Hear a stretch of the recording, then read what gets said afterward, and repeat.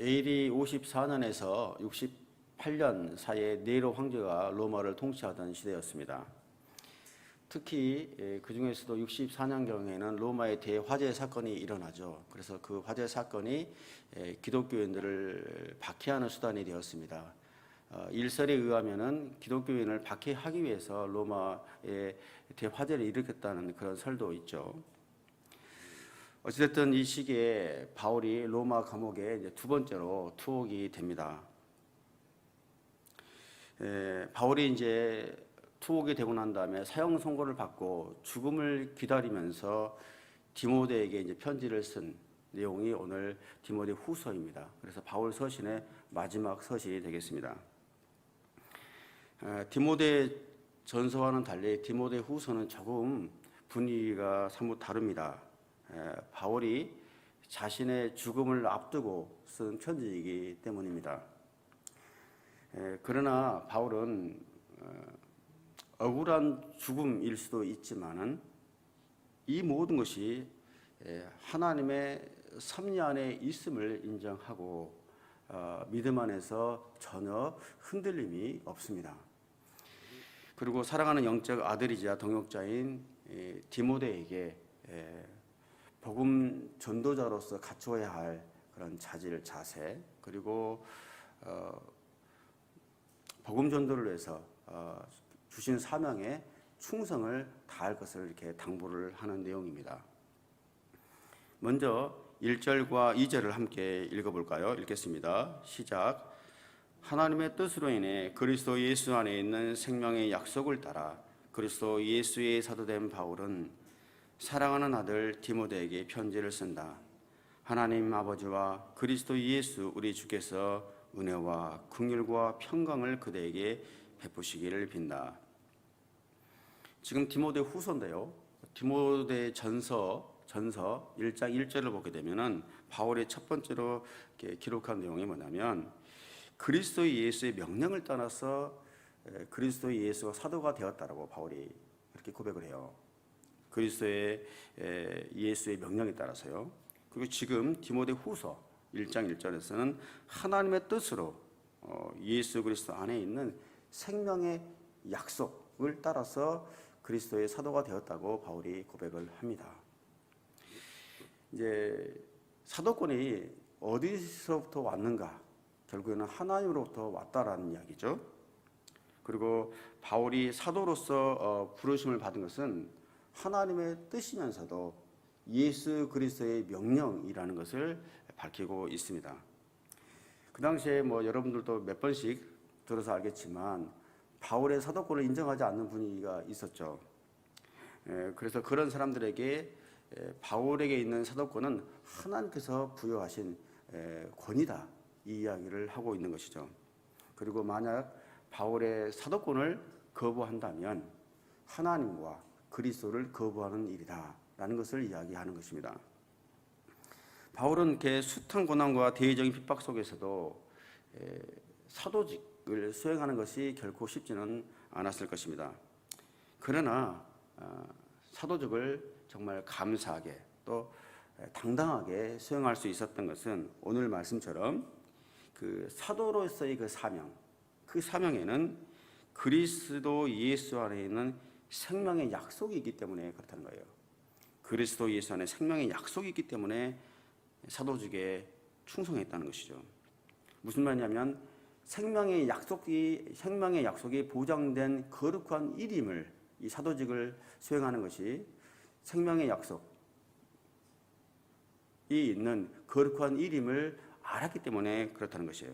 물론 그리스도의 하나님의 주권적인 명령이기도 했습니다만, 그래서 순종했습니다만 생명의 약속이 있는 축복된 일임을 알았기 때문에 숱한 고난 속에서도 생명을 낳고 또 자신에게도 생명이 약속된 보장된 일이기 때문에 최선을 다해서 이 일에 충성했다는 이야기예요.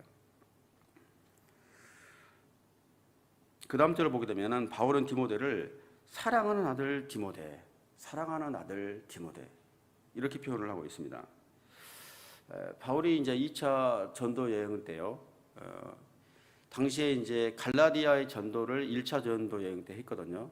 그러고 난 다음에 이제 두 번째 전도 여행 때도 갈라디아를 거쳐서 이제 유럽 쪽으로 넘어가게 되는데, 그때 갈라디아 지방을 지나가면서 루스드라는 교회가 있어요. 거기에서 디모데를 만나서 세례를 줍니다. 그래서 디모데가 바울과 실라의 이 전도팀에 합류해서 마케도냐 성교회에 가게 됩니다. 그래서 이제 디모데는 바울이 죽음을 맞이하는 순간까지도 평생 동안 바울과 함께 동역한 신실한 동역자가 됩니다.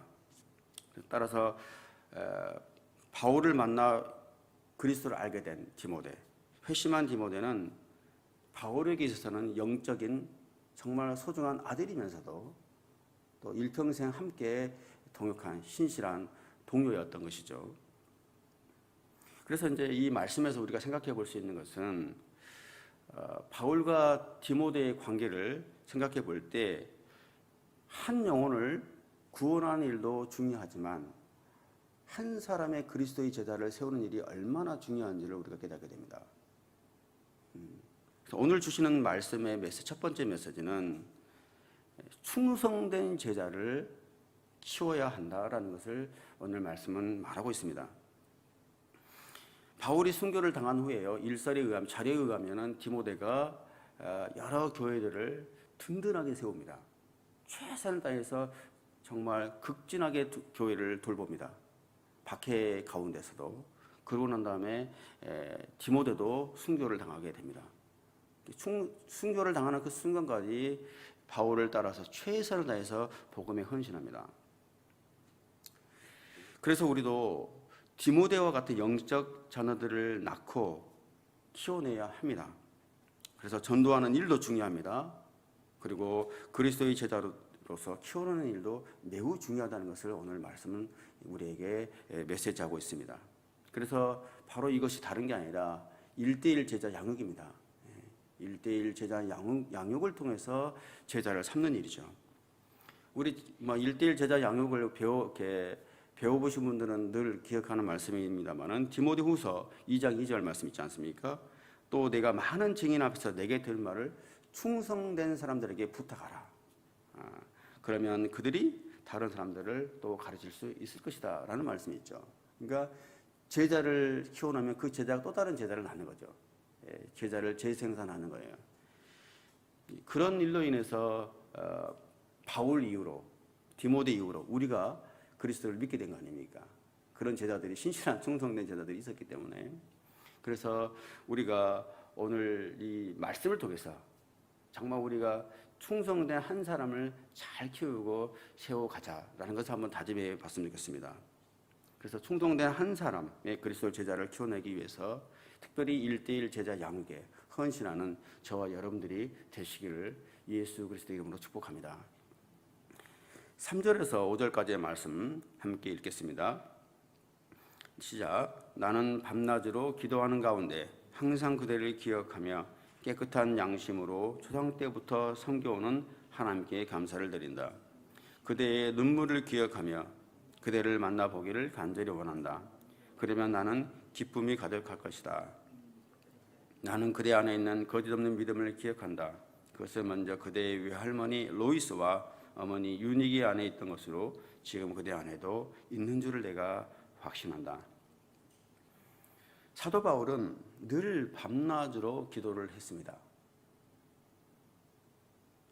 정말 늘 기도하는 사람이었어요. 특별히 그 기도 가운데서도 디모데를 위한 중보 기도는 끊이지 않았습니다. 바울 자신이 복음 전도자로서 부르심을 받고 쓰임 받는 일도 정말 감사한 일이었겠지만은 디모데를 생각할 때마다, 어린 디모데를 생각할 때마다 늘 가슴 가운데 감사의 기도가 저절로 나왔어요. 영적인 아들, 이 어린 디모데가 힘든 상황임에도 불구하고, 어린 나이에도 불구하고 목회자로서 굳건하게 서서 에베소 교회를 잘 돌본다는 소식을 들을 때마다 영적 아버지인 바울에게 있어서는 얼마나 감사하고 기뻤겠습니까? 에베소 교회를 생각할 때마다 적지 않은 염려와 근심이 늘 있었어요. 이단 문제, 여러 가지 문제들이 있었어요. 그렇지만 그 상황 속에서도 디모데가 의연하게 잘 대처하고 진리의 말씀으로 성도들을 잘 이끌어간다는 소식을 들었을 때 바울의 마음 가운데 늘 든든한 감사한 마음이 있었을 것입니다. 감사의 기도를 이렇게 묵상해 보다 보니까 이제 우리 얼마 전에 한국으로 귀국한 우리 박혜인심 성도님이 생각이 났어요. 저는 이 말씀을 준비하면서 우리 박혜인심 성도님은 항상 앞에서 기도를 할 때 처음부터 끝까지요. 감사합니다부터 시작해서 감사합니다로 끝나요. 그래서 이제 한국으로 귀국하기 전에 마지막 새벽 기도를 나오셨어요.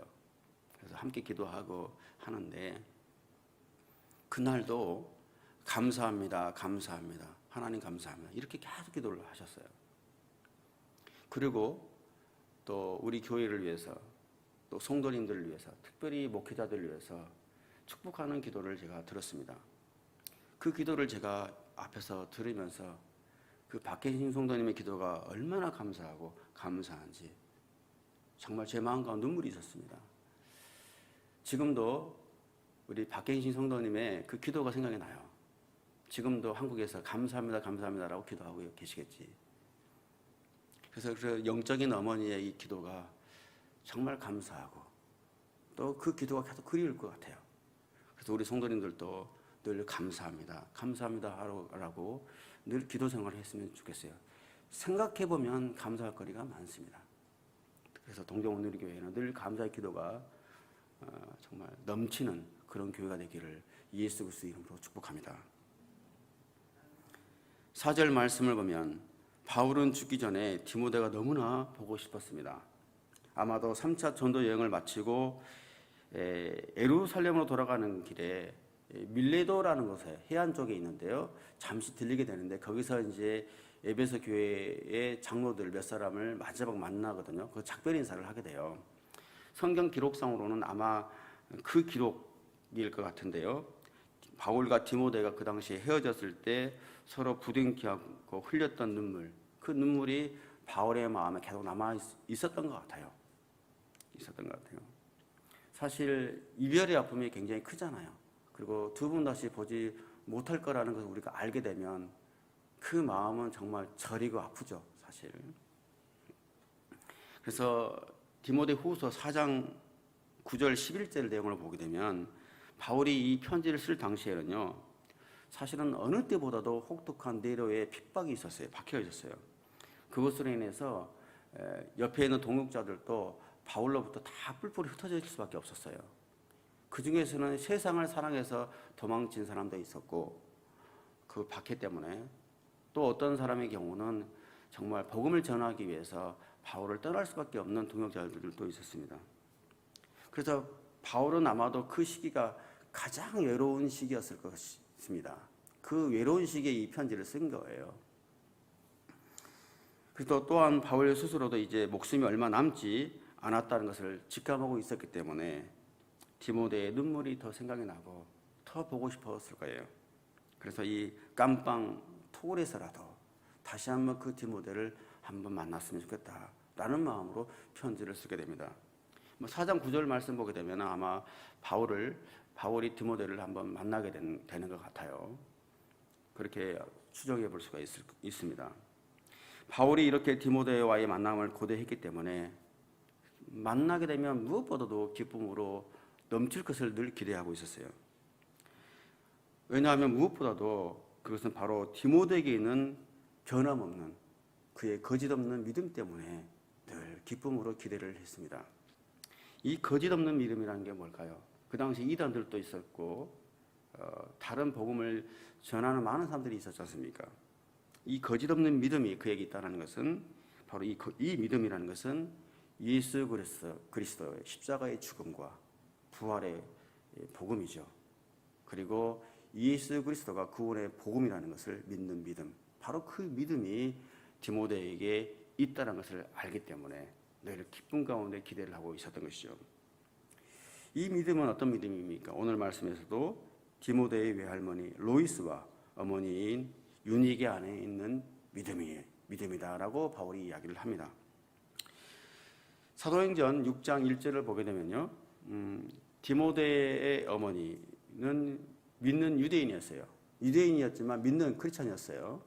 그리고 그의 아버지는 그리스 사람이죠. 헬라 사람이죠. 그래서 외할머니인 로이스 그리고 어머니인 유니게는 유대인이었지만 아마도 1차 전도 여행 때 바울에게서 복음을 들었거나 그 즈음 복음을 미리 듣고 믿고 있었던 것 같아요. 그래서 이들의 순수한 거짓없는 믿음이 바로 디모데에게도 심겨져 있었던 것이죠. 그래서 바울은 그 믿음이 디모데 내 안에도 있는 줄, 너희 어머니의 외할머니의 믿음이 내 안에 있는 줄 나는 확신한다, 이렇게 말을 하고 있습니다. 우리도 누군가 전도를 하고 오랜 세월 지나면 생각이 나는 사람이 있어요. 그 사람이 지금도 신실하게 믿음 생활하고 있을까? 어떻게 성장했을까? 이런 기대감이 있잖아요. 그러니까 바울도 디모데를 보면서 본인이 양육하고 훈육했지만 그에게 여전히 그 믿음이 있을 것이라고 확신하면서 기대를 하고 있는 것이죠. 여러분, 그래서요, 오늘 이제 세 번째 메시지인데, 믿음의 가정을 세우는 게 참 중요하다는 것을 깨닫습니다. 가끔 우리가 오해를 해요. 자녀들의 신앙교육은 교회에서 시켜야 된다고 생각을 해요. 그래서 자녀들의 신앙교육을 교회에다가 떠넘기려고 하는 경향이 있어요. 물론 교회도 믿음으로, 말씀으로, 기도로 신앙을 성장시키고 교육을 해야 됩니다. 그렇지만 오늘 말씀에서 보는 것처럼 자녀들의 신앙교육은 가정에서 이루어지는 거예요. 교회에는 같이 모여서 예배하는 곳이고 말씀을 듣는 곳이에요. 오히려 자녀들이 신앙교육을 받는 것은 가정입니다. 그래서 부모님이 말씀을 읽고 또 기도하는 모습을 통해서 신앙생활을 배우고 하나님을 대하는 자세를 배우게 되는 거예요. 또 말씀에 따라서 순종하는 부모님의 모습을 보면서 진실한 신앙인으로 성장해 가는 거예요. 그래서 오늘 말씀은 디모데도 그렇잖아요. 외할머니, 어머니의 믿음이 그에게 전수된 거잖아요. 그래서 우리 성도님들도 오늘 말씀을 통해 다시 한번 생각해 볼 수 있는 것은 믿음의 가정을 잘 세워가자. 이 메시지를 다시 한번 들었으면 좋겠습니다. 그래서 그런 믿음을 세워가는, 믿음의 가정을 세워가는 동경온누리교회 성도들이 되기를 예수 그리스도 이름으로 축복합니다. 마지막인데요, 6절과 7절 말씀 함께 읽겠습니다. 그러므로 내가 그대를 일깨워서 내 안수를 통해 그대가 받은 하나님의 은사를 다시 부릴 듯 일으켜주고자 한다. 하나님께서 우리에게 주신 것은 두려움의 영이 아니라 능력과 사랑과 절제의 영이다. 디모데가 안수를 받을 때요, 하나님의 말씀 예언이 있었어요.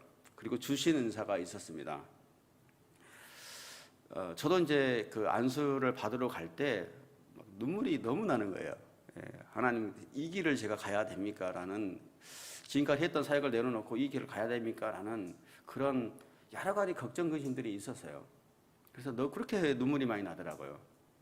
그래서 하나님, 어떻게 해야 됩니까? 기도를 막 하는데 하나님께서 딱 한마디 해주셨어요. 내가 너와 함께 가는 길이다. 그 말에 너무 감사했어요. 하나님께서 함께 해주신다면 제가 가겠습니다. 이게 목회자들이 이렇게 안수를 받고 하면, 부르심을 받게 되면 하나님의 말씀이 있고 하나님께서도 은사를 주십니다. 하나님께서 중요한 임무를, 사역을, 직분을 맡기면서 어찌 은사를 주시지 않겠습니까? 디모데에게도 바울을 통해서 예언을 주셨고 또 은사를 주셨다고 이야기를 하고 있어요. 그렇지만 목회자 당사자로서는 아직 목회 경험이 없고, 또 디모데가 살았던 시대처럼 그 로마의 그런 외적인 핍박들이 교회 안팎으로 주변 상황이 만만치 않으면은 아무래도 두려움이 있고 또 부족함을 느끼기 마련입니다. 그러나 바울이 말해요. 7절 말씀에 하나님께 주신 것은 두려움의 영이 아니라 능력과 사랑과 절제의 영이다. 이 능력이라는 것은 바로 성령의 능력이죠. 두 번째, 사랑의 마음, 그리고 자신을 바르게 지키는 마음, 이게 절제죠. 자신을 바르게 지키는 마음, 이 절제형을 주셨다는 거예요. 이게 생각해보면 목회자가 성도들을 지키는 것이 굉장히 중요합니다. 목회자가 성도들을 잘 관리하고 지키는 게, 돌보는 게 굉장히 중요해요. 근데 목회자에게 더 중요한 것은 자기 자신을 지키는 거예요. 그게 절제예요. 목회자가 성도들을 잘 지키는 게 중요해요. 그렇지만 더 중요한 것은 자기 자신을 지키는 것, 바르게 지키는 것. 이게 절제라는 것입니다.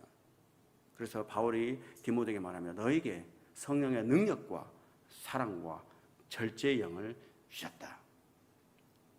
이것으로 목회하라는 거예요. 이 성령의 능력과 사랑과 절제의 영으로 절대 상황에 위축되지 말고 두려워하지 말고 담대하라. 그리고 하나님께 주신 은사를 소멸하지 말고 다시 부릴 듯 일으켜서 사용해라 라고 조언하고 있습니다.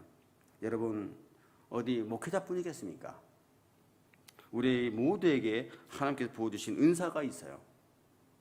은사가 있습니다. 그 은사가 교회의 덕을 세우는 일에 공동체 유익을 위해서 사용되도록 우리는 기도해야 합니다. 은사를 얼마나 많이 받았냐보다 더 중요한 것은 받은 은사를 어떻게 사용하느냐예요.